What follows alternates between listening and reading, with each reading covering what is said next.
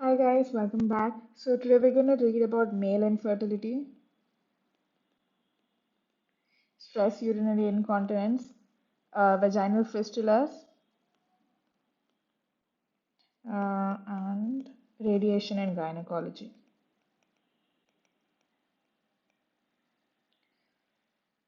So let's start with the motto.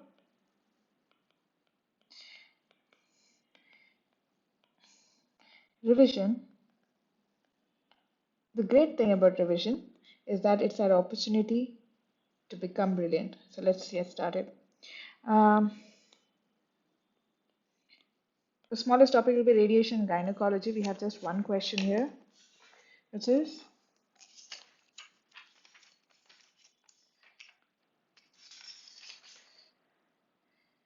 radiotherapy in gynecology, its complications, and yeah, just the complications of radiation and gynecology should be straightforward enough. Let's see.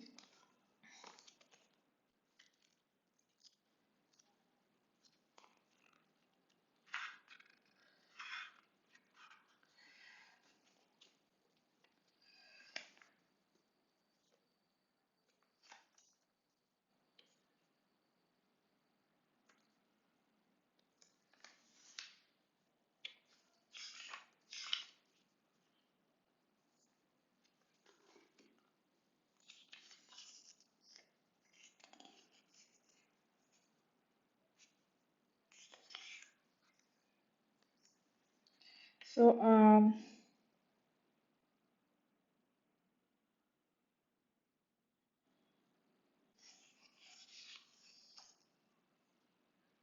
if you get a question on radiation and gynecology, we have to comment about a few things, an intro and its complications. So I think this is going to be a few pages. Let's see how much we can cover. So, what is radiation? Radiation and chemotherapy are given for cancers. They may have curative role. So, we have some uses here.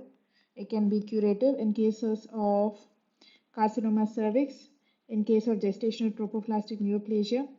Okay, so radiotherapy is good here, chemo is good here.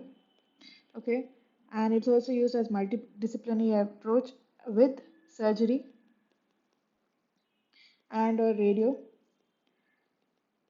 to improve outcomes.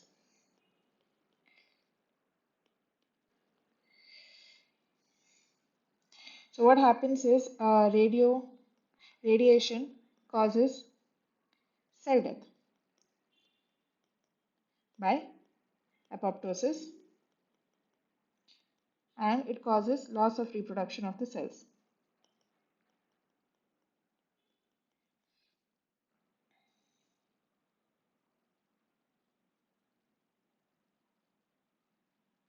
So there are two types of radiation that we use in ionizing. One is we use electromagnetic radiation. I'm sorry, it's stopped. So there are two types of radiation we use. We use electromagnetic radiation and we use uh, particulate. So in electromagnetic radiation, we have X-rays, we have gamma rays, and then in particulate we have electrons, protons, neutrons. Okay. So what is the principle of radiation and radiobiology?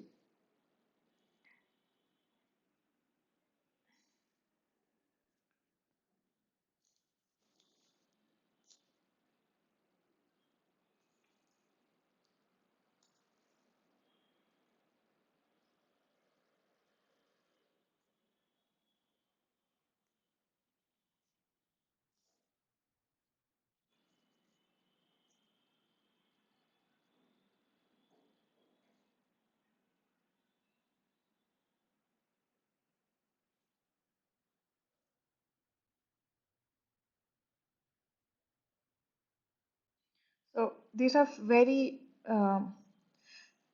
pretty much common sense related ones.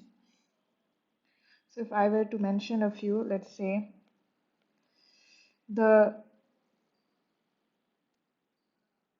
there's something called radioactive particles which secrete waves or They either secrete radiation or they secrete particulates. So these can be cesium 137, radium 236, 226, cobalt 60, iodine 125, iodine 131. Okay, this should be enough. Radium, radium 226, cesium 137, cobalt 60, iodine 125. So these are the substances which release electromagnetic wave. So now there are few common sense things. Larger the dose, more number of cells are killed, but we need to take care of normal tissue as well. First point. Then strength of radiation, that is dose at a point is inversely proportional to the square of the distance from that point. Okay. So closer we could give the radiation, the better will be the dosage reaching that location, desired location. Apart from that, some cells are radio resistant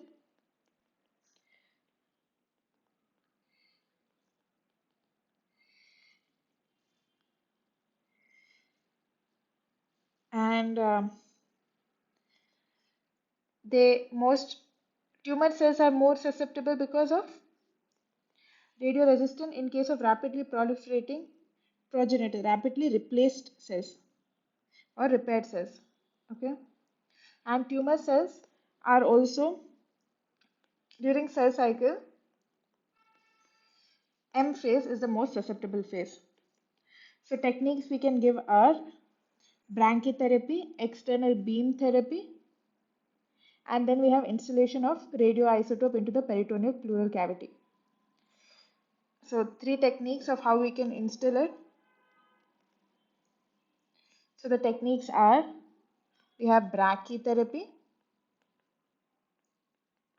we have intraperitoneal radioisotope installation, and external beam radiation.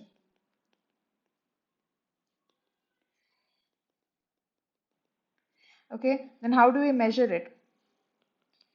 We measure it using Gray. Gray is nothing but equivalent to 1 joule per kg, which is equal to 100 rads. So what is the effect? What is the effect of radiation on the cells? It's called radiobiology.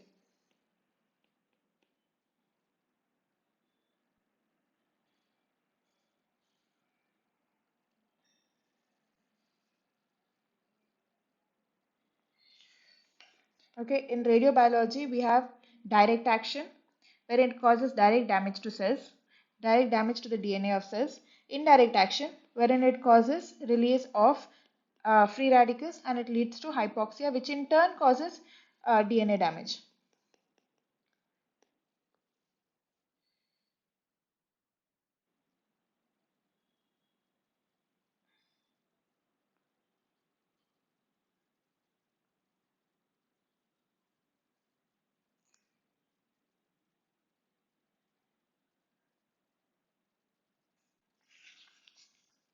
What is very important is side effects.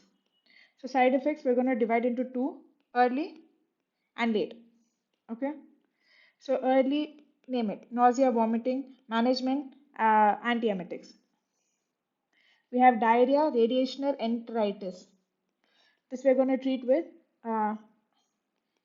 IV fluid rehydration electrolytes. Okay.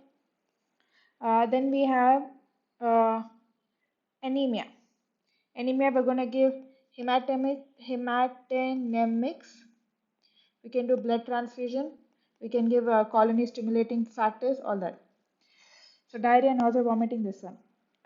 Enteritis, cystitis, and skin reaction. A skin reaction, we can give gentian violet. Cystitis, we have to give analgesics and antiseptics. So this is the early reaction of uh,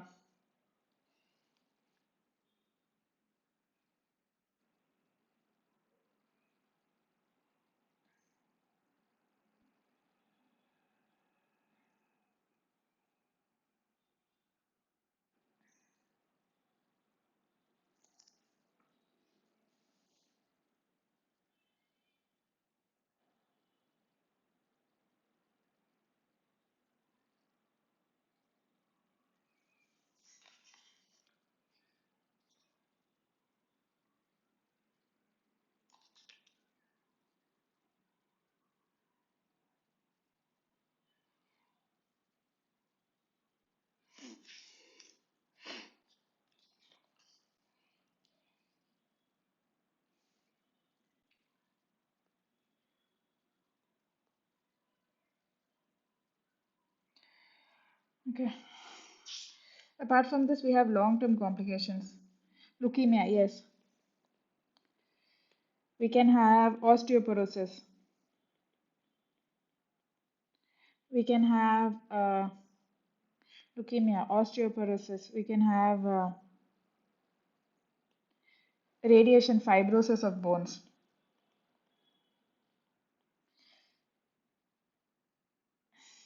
We can have menopausal symptoms in ovaries,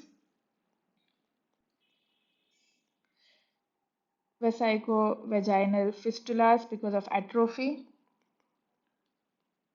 That's about it. Okay. So that was its complications and its managements. And in intestine, we can have strictures.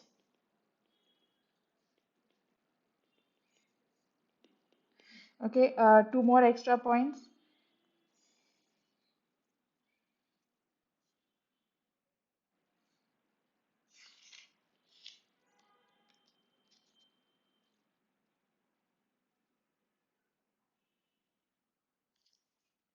We have newer techniques to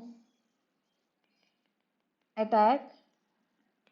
We have newer techniques to attack cells which are resistant due to hypoxia. Okay. This is called negative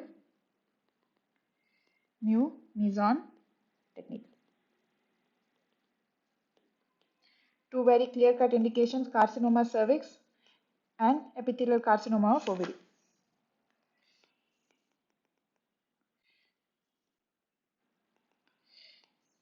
Okay.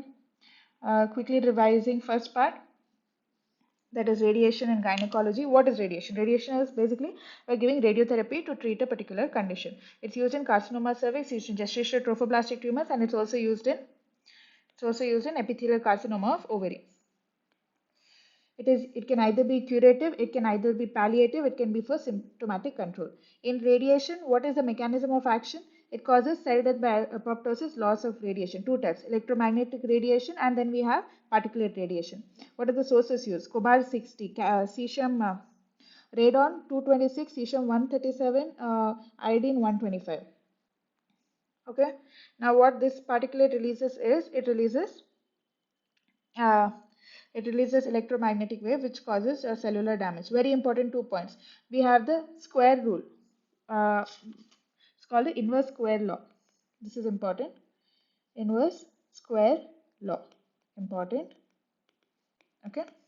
Large doses causes larger the dose, more some of the principles you should remember. Large dose causes more destruction, but you should be careful not to damage normal tissue.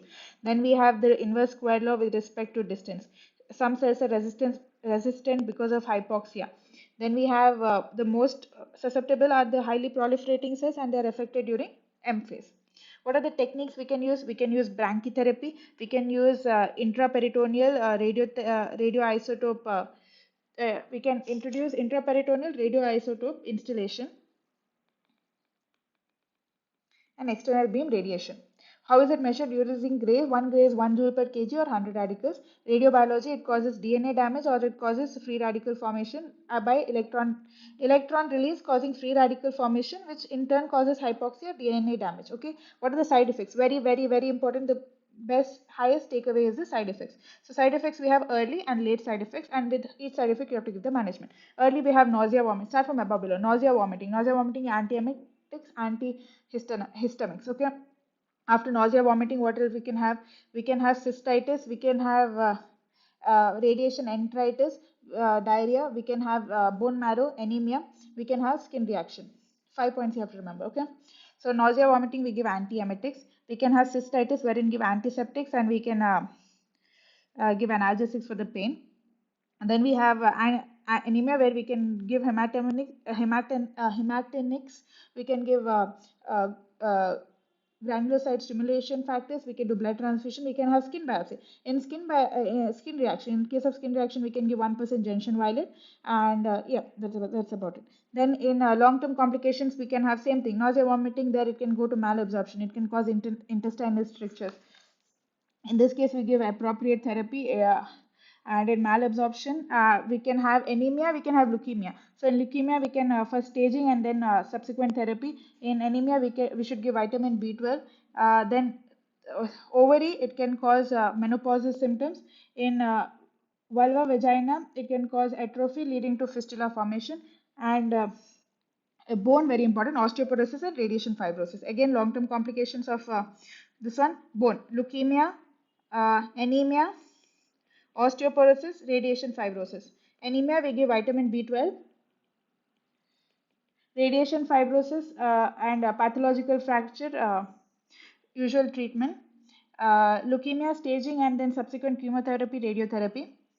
Uh, GI symptoms, vaginal symptoms, ovarian menopausal symptoms in vesicovaginal atrophy and vesicovaginal fistula because of vulvar and vaginal atrophy. Then we have menopausal symptoms, intestinal strictures, malabsorptions. All of this should be surgically corrected along with appropriate therapies. Okay, so this is for radiation.